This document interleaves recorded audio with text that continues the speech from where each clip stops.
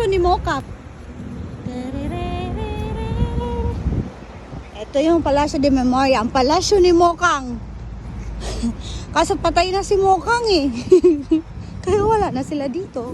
Pwede kayo mag-dine in dyan. Dito pwede kayong mag-bar. May mini bar dyan sa loob. Pero syempre hindi natin afford. Hanggang labas lang tayo. Yay! Inside daw. Welcome to flight RPC 7205.